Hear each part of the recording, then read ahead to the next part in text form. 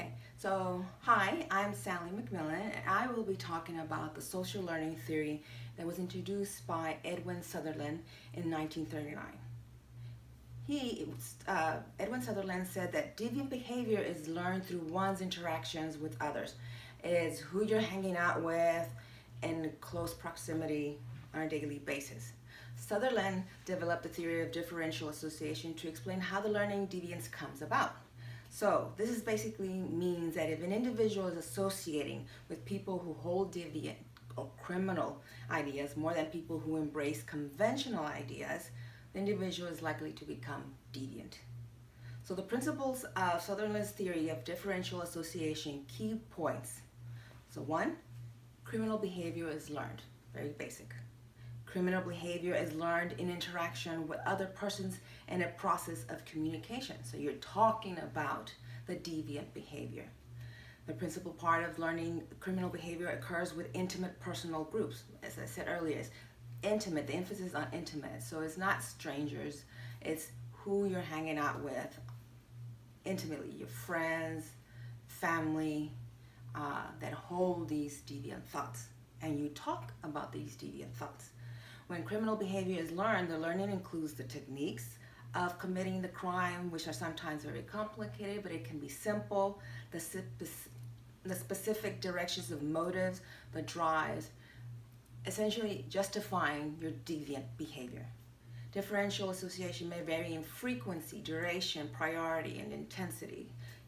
So the process of learning criminal behavior by association with criminal and anti-criminal patterns involves all the mechanisms of what you do regularly learning anything, in your life. So, but 2 points that must be made here. Although deviants typically hold deviant ideas, the people who hold deviant ideas do not necessarily have to be deviants. So let's say, for example, I tell my children that if they're hungry and they're poor and they don't have any money, it's okay to steal. Well, I am not stealing. I'm not the deviant, but I am telling them that deviant behavior is okay. So that's one. So what if I'm telling my boys, my kids, that no matter what, it's wrong to steal? I'm essentially vaccinating them from anti-deviant ideas, right? So the emphasis here is on whether the parent gives their children deviant or anti-deviant ideas, not whether the parent or the individual is a deviant or non-deviant themselves. Second, the theory does not refer to only one type of association. Remember, it is conventional or deviant. Their exposure to both, or one, but necessarily probably both. The theory does not suggest that if an individual has a lot of contact with deviant ideas, it will become deviant. Let's say, for example, lawyers. They come into contact, it's their job to come and communicate with alleged criminals of all types. That does not make them a deviant just by interacting with them. They have to. They're their lawyers.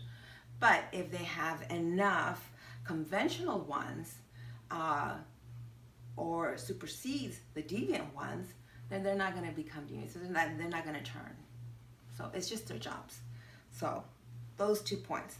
So the unique aspect of this theory is that the theory purports to explain more than just juvenile delinquency and crime committed by lower class individuals. Since crime is understood to be a learned behavior, the theory is also applicable to white collar, corporate, and organized crime. So you're watching your peers do something illegal and they want to justify their actions, so they share that with you so that you can also say, let's stick it to the man. And so remember, differential association drives the deviant behavior. So watch out who you're hanging out with on a daily basis, because whether you realize it or not, it can have a positive or negative effect on your life. Thank you.